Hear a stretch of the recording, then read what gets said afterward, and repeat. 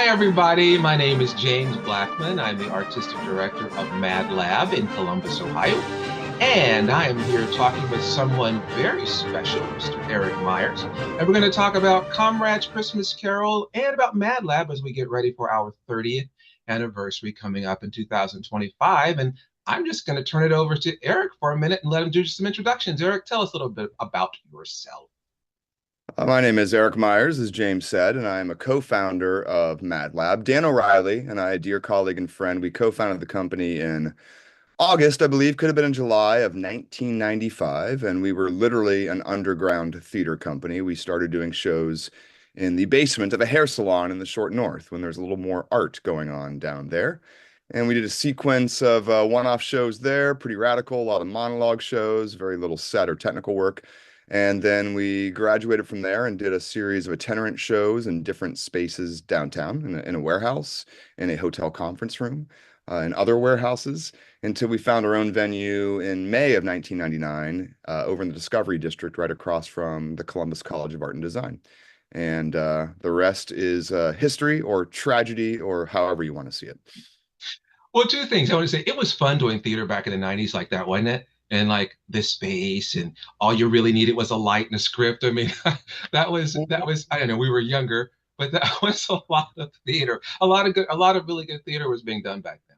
It's true. It was free and radical, and there were a lot of troops in town. Most of them are not still around, and we're pleased that we've existed, especially with our mission, which is only doing original plays, which we think is crucial to the lifeblood of the community. I mean, I think a theater scene without new plays is kind of like a music scene with only cover bands. I love a good cover band, don't get me wrong, but I want to hear original music too. But none of our plays have name recognition. There is no Annie or Nutcracker or a regular Christmas Carol. So it's tricky. So we love the patrons that come out and support us, and we're really grateful to our funders as well. Greater Columbus Arts Council, High Arts Council, and Cherry Foundation, Columbus Foundation. We couldn't do it without all of you. And come support original work. One of our goals at MadLab is to give you work that you leave going, I haven't seen anything like that before. Come out and have an experience away from the streaming services with some live work. When did we move into our downtown space? Our new space, which is 227 North 3rd Street, it's the corner of 3rd and Spring Street, right downtown, basically. We acquired that building in, it was October, November of 2009. It was during the recession. It's the only way we It could have sure afforded was. just the building. Yeah. We do own the building, which means that's great. We're safe from landlords, and it'd be really hard for us to do what we do in commercial real estate rates. We have a mortgage, by the way. We don't own it free and clear. And it was renovated in a period of really about 6 to 8 weeks between late 2009, early 2010. And we opened for business. I'm going to butcher the date. That was during my sojourn in San Francisco. So I was involved, but not on the rehabilitation side. We opened in, I want to say, February of 2010, and we've been there ever since.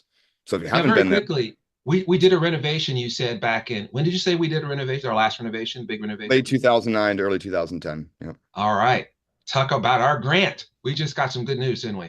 We did. We are very grateful and blessed to have received a capital improvements grant from the Greater Columbus Arts Council.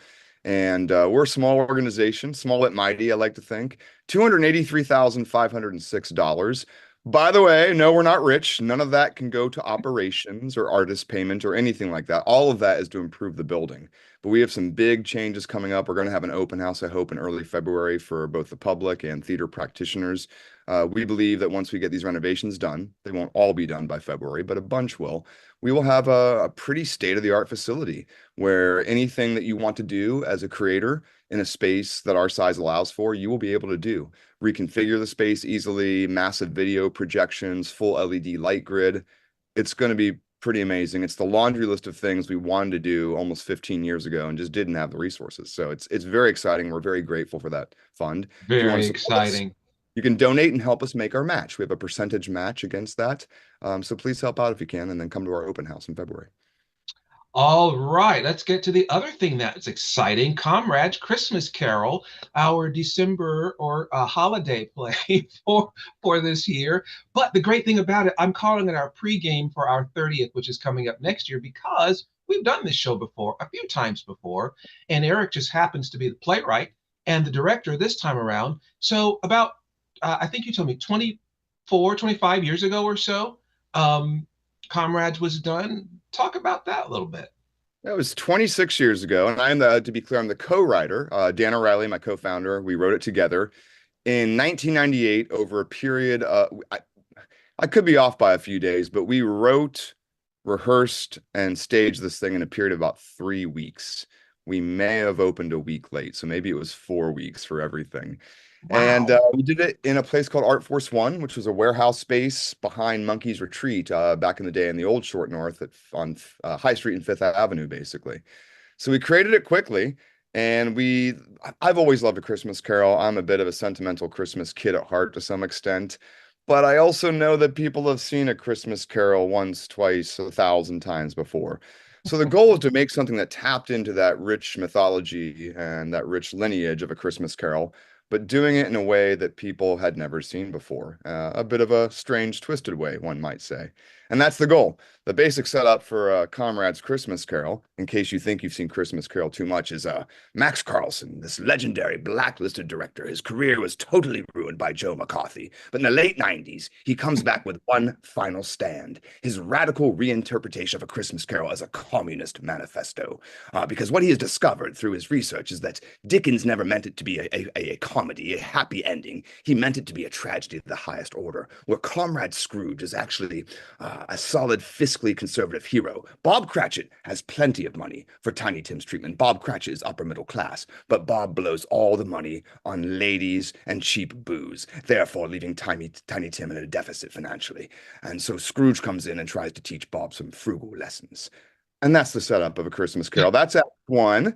I will say this. When I say we want you to leave saying I've never seen that before, the setup is going to be familiar to traditional theater audiences. It's a noises off setup. Act One is the cast rehearsing this radical new version of it. And yes, it's a comedy. We don't really think Christmas should be communist or is communist or A Christmas You Carol. don't?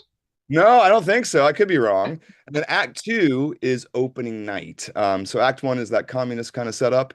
Act Two, I'll leave it at this. I can't say what happens in Act Two on opening night, but it gets weirder from there. Act One's the normal part of the show, actually.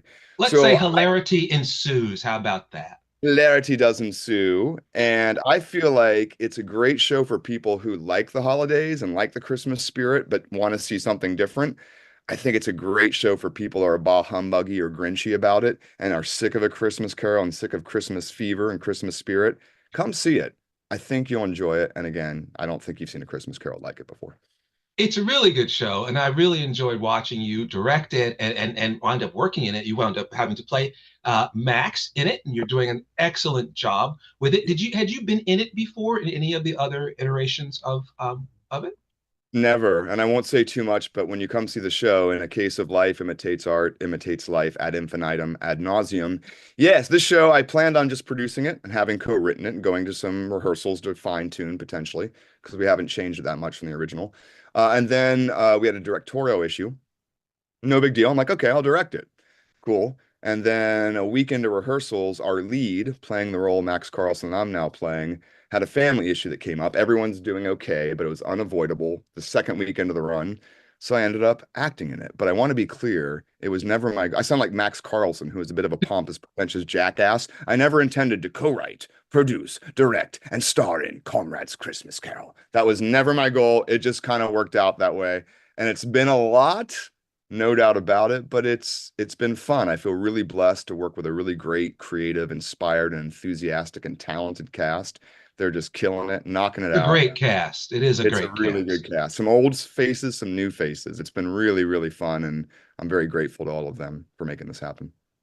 One last thing I want to say, Eric, I love how you have well, not decorated, but kind of used a lobby as a bit of an entry into the world of Max and Max Carlson and the Marx Alley players. And Mhm. I love the posters that we have from some of Max's previous shows. I don't know if you remember all of the titles, but do you remember some of those titles and some of those great Marx Alley players shows with Max Carlson as the producer, director, writer? I do like that the life imitating art, imitating life, imitating art with you doing, having finally done all this. But anyway, could you just comment on a little bit of the immersive? I hate that term, immersive theater, Yeah. but that I feeling like of it. once you come inside, it's kind of it introduces you into the show. We do introduce the world to you right away. So if you get there early, check out the show posters from Mac's previous career. Max was something of a teenage prodigy, kind of an Orson Welles character until his career was torpedoed by the Red Scare and Joe McCarthy and being blacklisted as a communist, which he was. He wasn't denying it. But we have a He bunch didn't of like that at all, posters. did he? No, one of Max's old shows is called The Red Curtain Rises, and then the sequel was The Hammer Falls. There's a show called Seize the Memes of Production. There's a show called Bread, Roses, and Betrayal.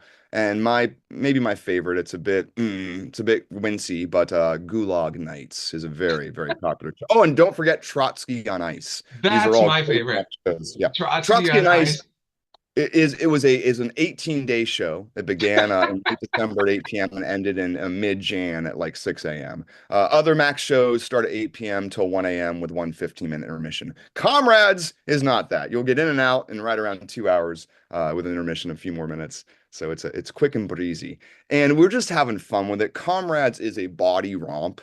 There some subtext to it? Yeah, but that's not really the point. I must be clear, it's rated R. It's for adults. There's 18 and up. nothing nude or anything close to that, but I think the phrase in movies these days for ratings, it would be rated R for pervasive sexual content. Nothing super obscene, but don't bring the 8-year-olds to it. No, it's not that kind of It's Christmas. not that a Christmas Carol. It's not that Christmas Carol. No, no, it's an adult Christmas Carol. Yeah. Thank you, Eric. Tell us when it runs and all that good stuff, how they get tickets and all that stuff. Very important stuff. It runs 2 more weekends. We are running Friday the 13th, Saturday the 14th, and Friday the 20th, Saturday the 21st, the weekend before Christmas, 8 p.m. Tickets are at madlab.net. You can make reservations there. And yeah, we hope you come see it. I think you'll have a unique experience. Awesome, awesome, awesome. Thank you so much, Eric. And I hope everybody can come out to see the show. We have about 20 something tickets left for Friday, this coming Friday, the 13th. I love that we have this show on Friday, this Oh, show. let's hope it goes well. I'm a little nervous given the nature of the show. I 13th. won't say any more, but I hope I have a good night, shall we put I it know, that way? right? So come see the show. Make sure you read all the stuff in the programs. Make sure you read all the stuff on the wall. It's so much creativity, and it puts you right in the world of it. And it's also come out and celebrate our upcoming 30th and the 26th anniversary of this show. Thanks, Eric. Thanks to Thank everybody. you. See you at the lab.